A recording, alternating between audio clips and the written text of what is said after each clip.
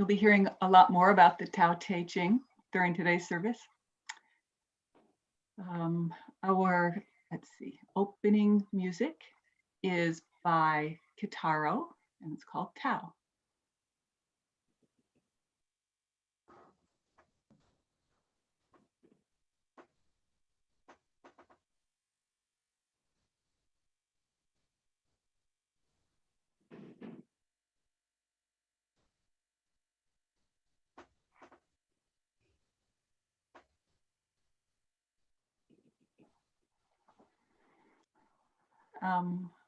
Patrick, are you able to stream that?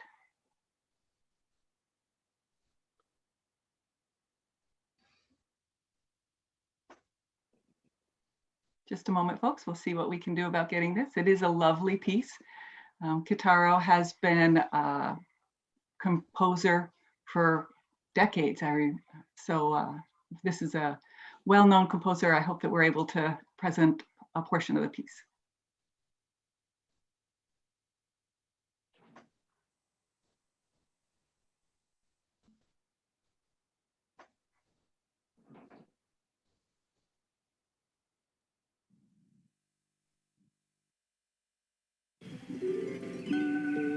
Thank you. Perfect.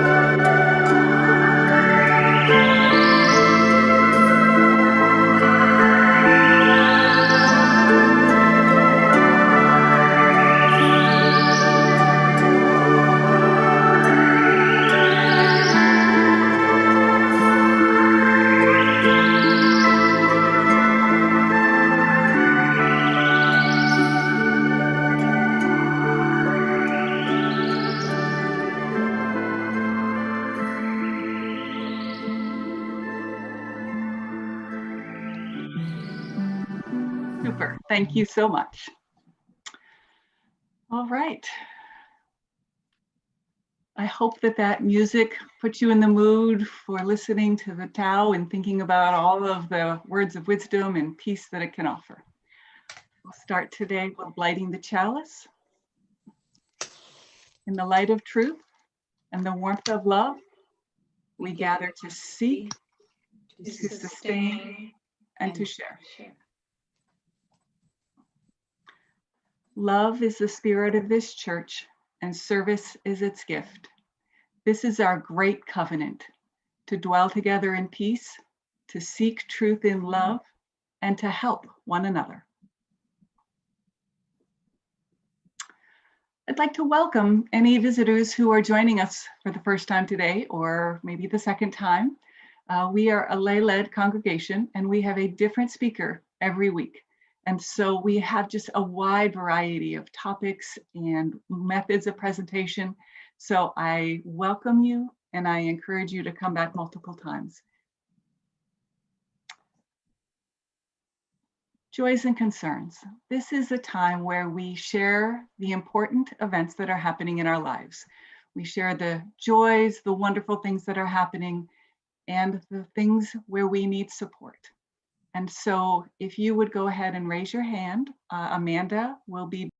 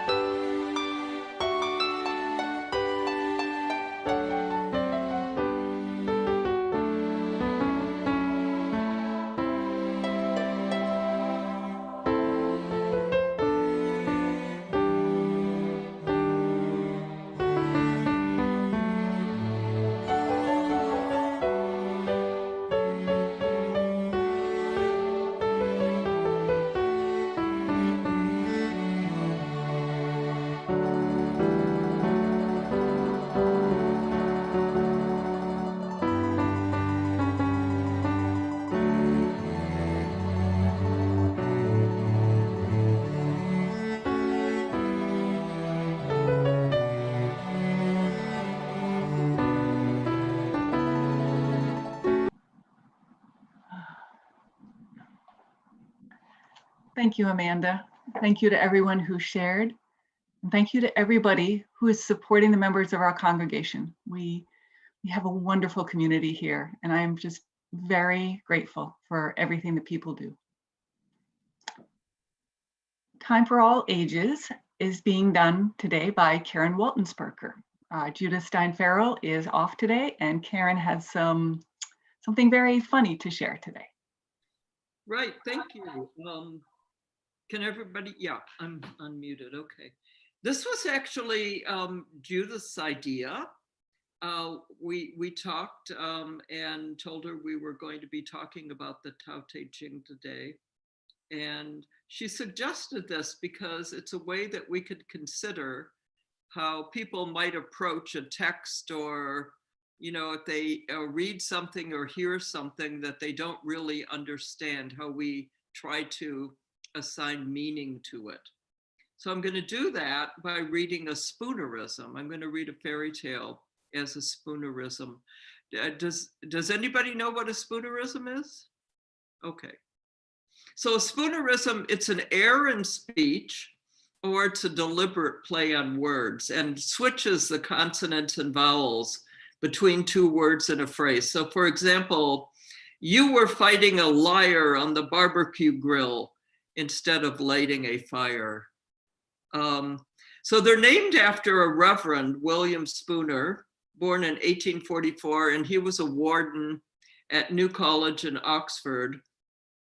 And apparently he had a habit of making this kind of mistake. So the spoonerism was named after him. And then in the 30s and 40s, it became popular on the radio and in print, and a lot of people kind of transcribed fairy tales into spoonerisms. So I'm just going to read a short one today, kind of a short version, called Prinderella and the Synths. Once upon a whime, there lived a pretty little pearl named Prinderella. She lived with her two sugly isters and her micken wepstother, who made her wean the clindos, pine the shots and shans, flub the scores, and do all the other wordy dirk. Wasn't that a shirty dame? Then one day the Ping issued a proclamation that all eligible earls were invited to a drancy festball. Alas, poor Prinderella couldn't go because she didn't have a drancy fest and only a wordy dag that didn't dit. Then along came Prinderella's Gary Fodmother, who changed a pumpkin into a poach, some heist into morses, and Prinderella's wordy dag into a drancy fest. But she warned Prinderella to come home at the moke of Stridnight. So Prinderella went to the Drancy Fest ball and pranced all night with the synths until, oh no, the moke of Stridnight. Prinderella suddenly lad to heave in such a hig bury that as she was running down the Stalus pep, she slipped on the bottom pep and slopped her tripper. The next day, the Ping issued another proclamation that all eligible girls were to slide on the tripper. Prinderella's two sugly isters slide on the tripper, but it didn't it. Then Prinderella slide on the tripper, and it did it. So Prinderella married the synths, and all was hell and wappy ever after. So. Well done, Karen, well done. That must have taken a lot of practice. Well, I did practice a little bit, yes. And it wasn't always easy, but. Yeah, well done. I think I need a Drancy fest. All right. Our interlude and offering today, we'll have the music, a portion of the water music by Handel. And we share the plate. And for this period of time, the share is actually going to holiday bonuses for our staff. So if you are so inclined, you can go to our webpage. There's a link there to donate, where you can get out your checkbook and write a check lots of different ways to do this. So thank you for your generosity and the opportunity we have to receive your support.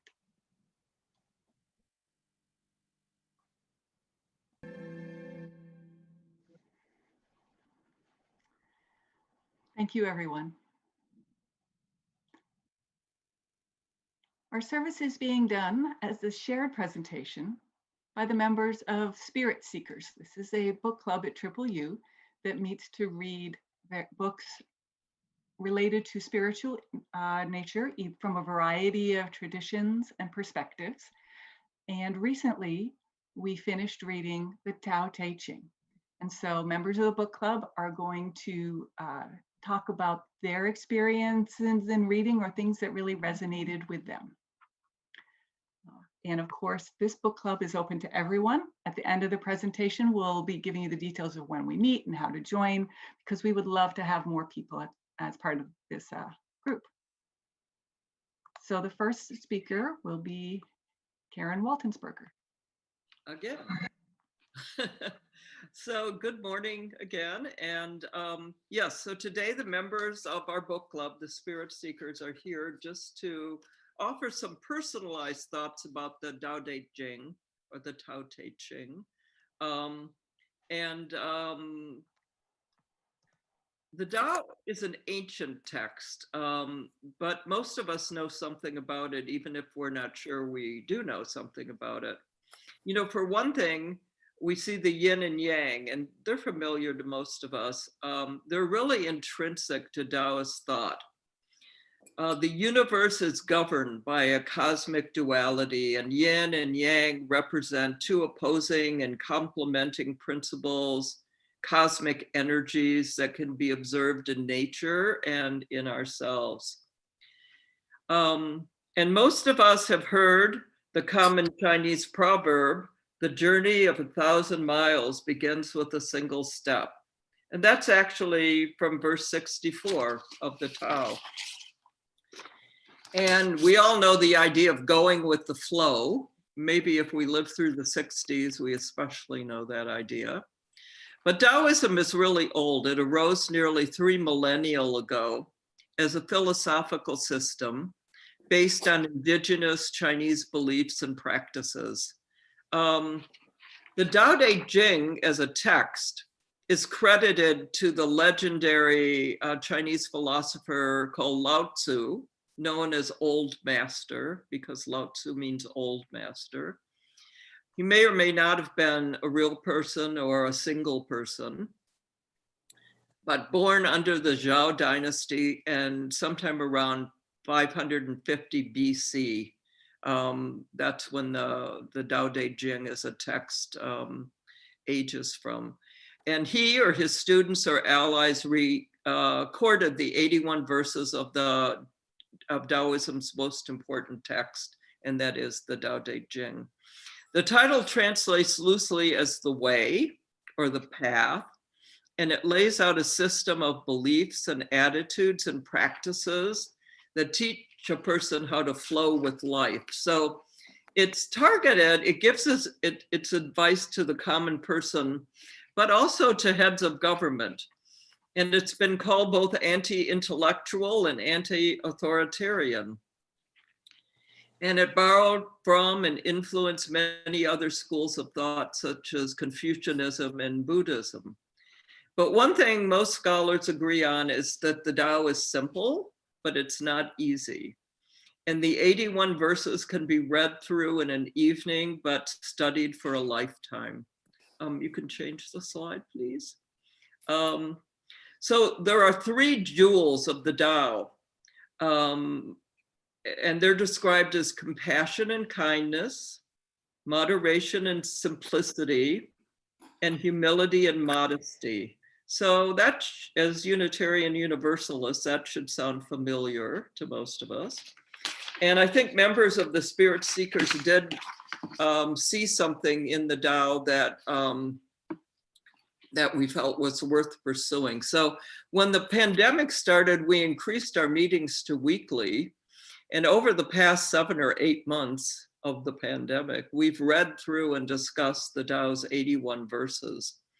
And we also used a popular text written by Wayne Dyer called Change Your Thoughts, Change Your Life, Living in the Wisdom of the Tao, just to help us along. So lastly, I just want to say it's important to note that the Tao is rooted in the ancient Chinese worldview, but it is remarkably cognizant of social and cultural and political change. And it really emphasizes the need for a person to adapt to change and to evolve. So to go with the flow of life as a way to remain in harmony with nature. So now the Spirit Seeker members will reveal how studying the Tao resonated with them personally and practically, and we'll start with Laura. Thank you, Karen. I'm Laura Owens, and as much of the Tao is rooted in paradoxes, it's very paradoxical, which sometimes is its simplicity and its complexity. I chose the 76th verse, which I will read. Be strong by bending. A man is born gentle and weak. At his death, he is hard and stiff. All things, including the grass and trees, are soft and pliable in life, dry and brittle in death. Stiffness is thus a companion of death, flexibility a companion of life. An army that cannot yield will be defeated. A tree that cannot bend will crack in the wind. The hard and stiff will be broken. The soft and supple will prevail. I choose to be strong by being soft and pliable rather than flexible, brittle, and hard. This is one of my favorite verses in the Tao, not only because of it's one of the simple paradoxes Lao Tzu teaches that resonates a lot with me, but because it feels particularly meaningful in our current political climate. As someone who is deeply political with strongly held convictions, I've tried throughout the past political seasons to gently listen to all sides of a point of view. And in doing so, as Lao Tzu teaches, to bend, to be flexible, to learn and grow, rather than to rigidly push against someone with a closed mind or a closed heart and stiff, hard words that only creates anger and division. But in today's political climate, I find that I'm consciously unwilling to bend in certain areas. For to do so in every cell of my soul, it feels like I would destroy something essential to my moral foundation. And yet, to Lao Tzu's wise 76th verse, I must, with active intention, be willing to listen to the other side softly, to move gently inside my unwavering convictions, whether it's about guns, abortion, the environment, or our president. And when I'm challenged, as I sometimes am, because I post my views a lot on Facebook, I must submit facts gently, correct misinformation gently, respond gently. Perhaps if I bend towards the other person, she might bend a little towards me. And perhaps then our humility will meet somewhere in the middle. Or perhaps as my intuition, the Tao, guides me, I don't respond and I simply listen. I say nothing. To say nothing is to bend with strength. It's in how I respond that I bend, with a deep breath and gentle pause, with soft tones, with my choice of words. And if in responding gently to someone I disagree, she becomes hostile or cruel, I choose to simply retreat.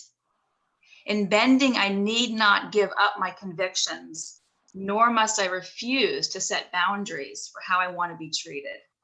I hold to my convictions with gentleness. I set boundaries in soft tones I hope she'll hear. It is in my bending that I am strong. It is in my stiffness that I am weak. And now, Evelyn.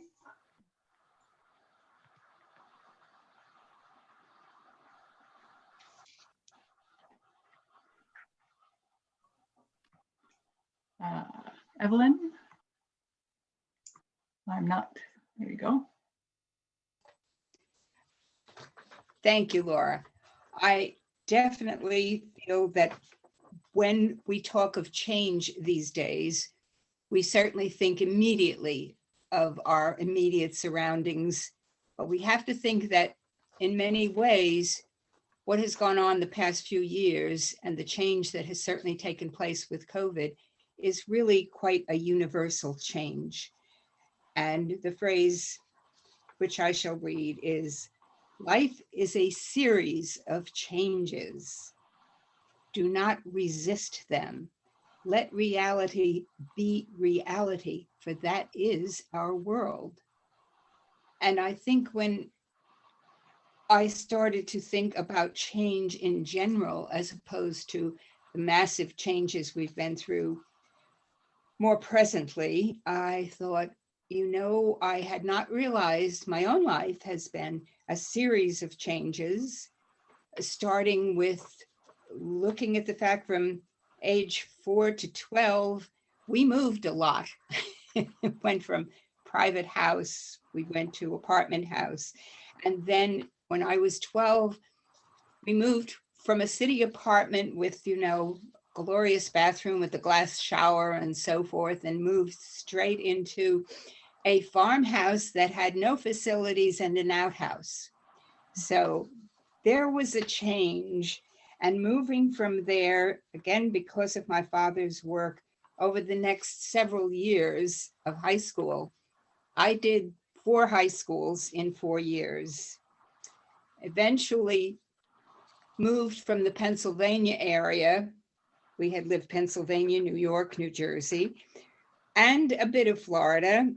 Returned to New York to live, ended up, going back to school, husband, children, the whole 9 yards. And then after 21 years of marriage, suddenly had a husband die very unexpectedly. During that time, I moved from Catholicism, eventually took on Unitarianism, which has been a blessing in every way, and kept thinking, when it comes to change, what I have preached constantly and which I feel so strongly is, if we don't accept every change in our life as this is the way the world is, this is life, and therefore everything is both a sad or joyful, but always a learning experience. And if you embrace each experience as a new learning experience, I think the change will no longer have a negative context, and that the Tao is quite correct with life is a series of changes. Do not resist them. Let reality be reality, for that is our world. Donna?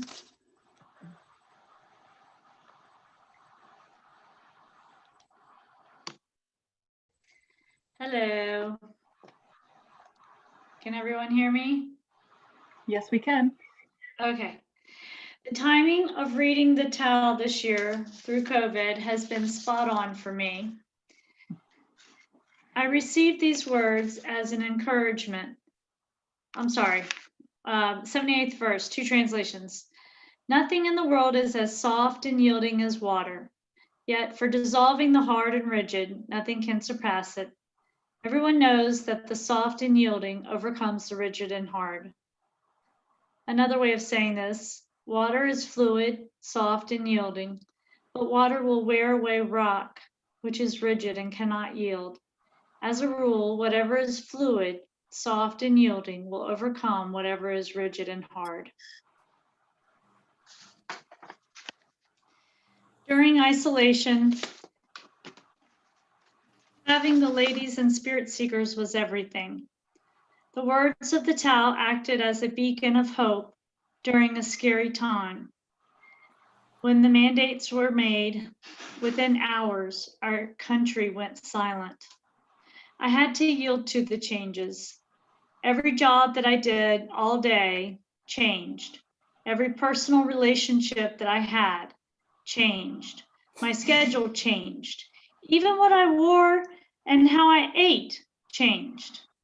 Being fluid and not rigid helped me embrace, accept, and let go.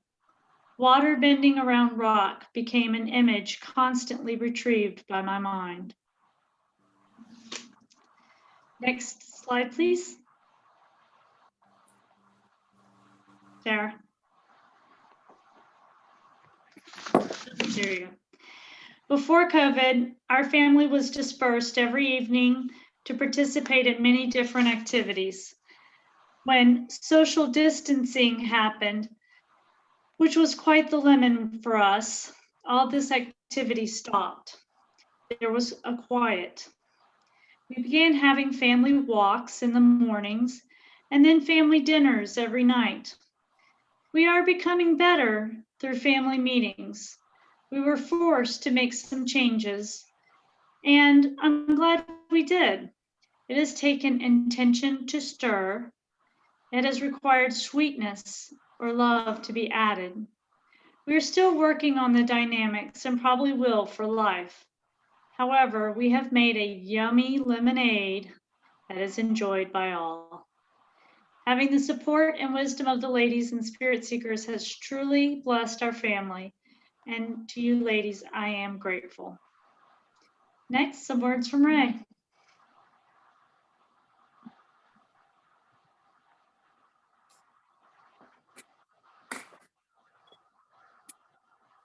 "2020 has been a difficult year. Feeling in control has been a challenge. When our group studied the Dao De Jing, several verses impacted me greatly. The Tao and its messages teach us how to conduct our lives in the wisest way. The messages that I want to share with you are the Tao of letting go, verse 48. True mastery can be gained by letting things go their own way. It cannot be gained by interfering. Less and less is done until one arrives at non-action.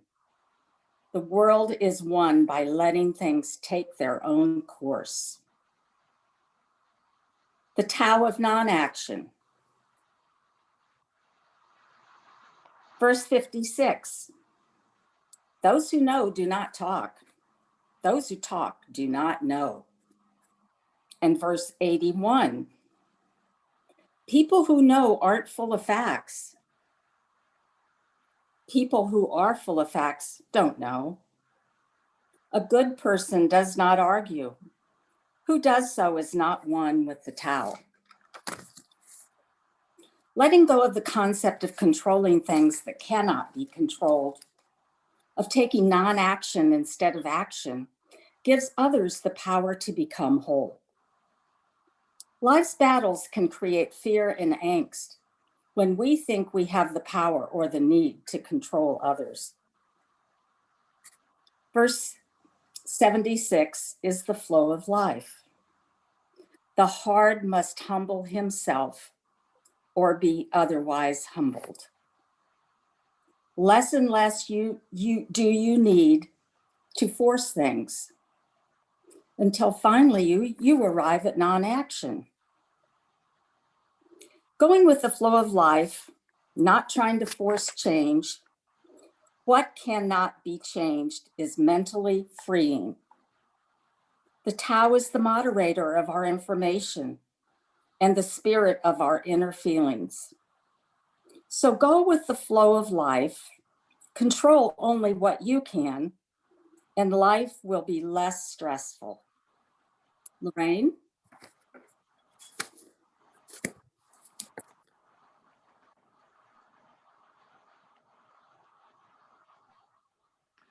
Good morning. I'm Lorraine Williams. Our Spirit Seekers group was pleased to bring this presentation to you this morning.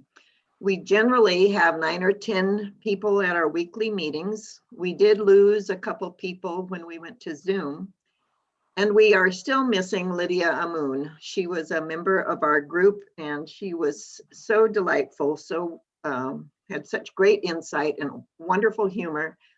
And I think the thing that we admired most about her was the fact that she could quote a poem or some kind of inspirational saying for any occasion at the drop of the hat. She was really quite amazing. Spirit Seekers has read 6 books, actually 5.5. We kind of gave up on one. We started with Miracles, written by Stuart Wilde, and then we moved to the 7 Spiritual Laws of Success, written by Deepak Chopra.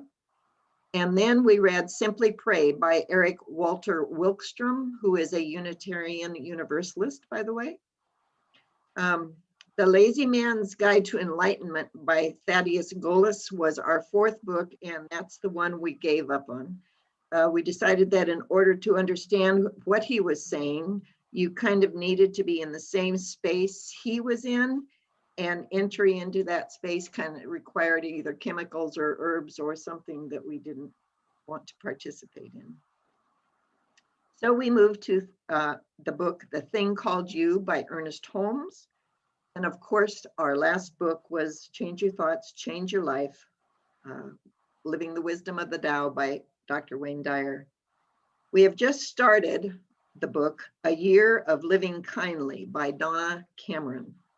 She writes, there is a mounting body of research showing that kindness improves health and extends longevity, strengthens our relationships, boosts business success, and contributes greatly to our overall happiness. As a group, we all decided that after this year, with all its challenges, particularly the seeming unbreachable political divide among our fellow citizens, we wanted to be kind. So, if you would like to join us, please do.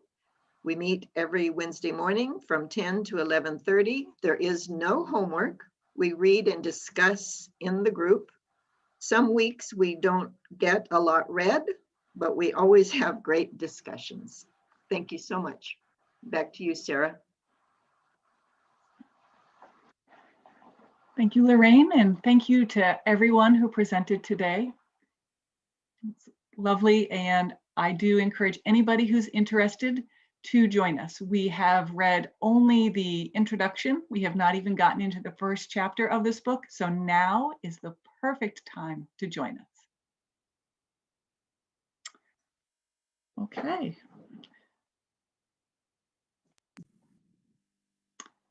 We're now going to go ahead and extinguish the chalice. We extinguish this flame, but not the light of truth, the warmth of community, or the fire of commitment. These we carry in our hearts until we are together again.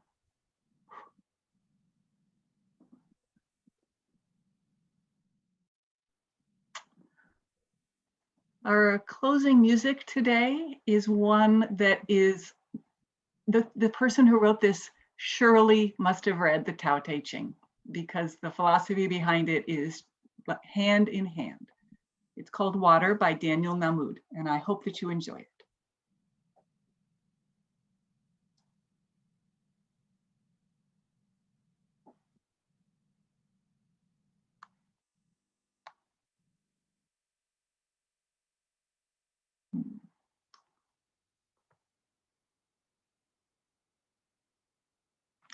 Patrick, are we able to get that one to play?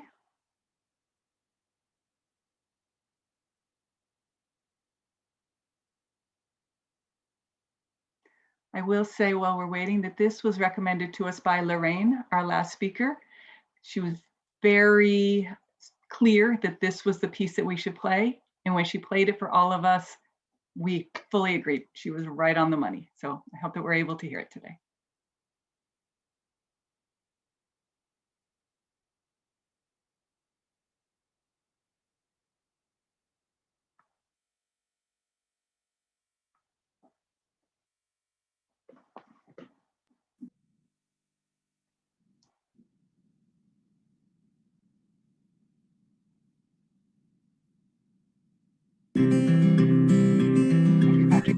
I've seen my share of struggle when I thought that I knew best, when I've sailed through a storm instead of stopping to rest. And And it always seems the hardest when I've made up my stubborn mind. Well, I'm changing my ways this time. Wanna be like water coming down a mountain into shadowy canyons, flowing from pool to stream. Wanna be like water, head uphill no more. I am bound for the sea. Have you ever seen an eagle head straight into the wind? He doesn't pick a fight, he spreads his wings and just gives in. And in the end he always makes it home just fine. I guess he knows that every storm subsides. Wanna be like water coming down a mountain into shadowy canyons, flowing from pool to stream. Wanna be like water, head uphill no more. I am bound for the sea. I'll let nature take its course.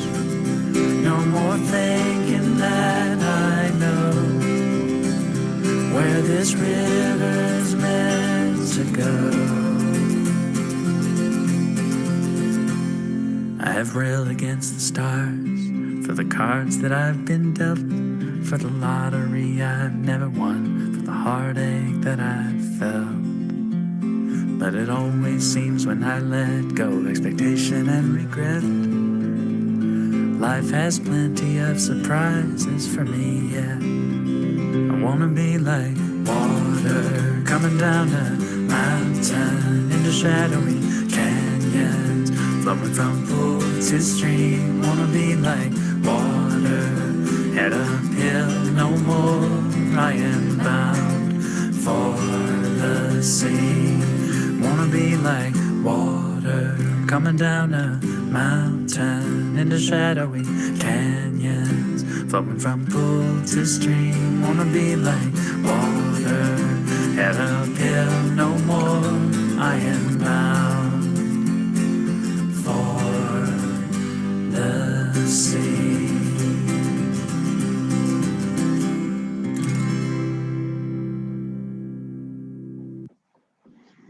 Yeah, that was wonderful.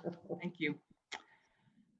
Okay, our closing words today will be by another member of the group, Louisa Rodriguez-Scott. Good morning.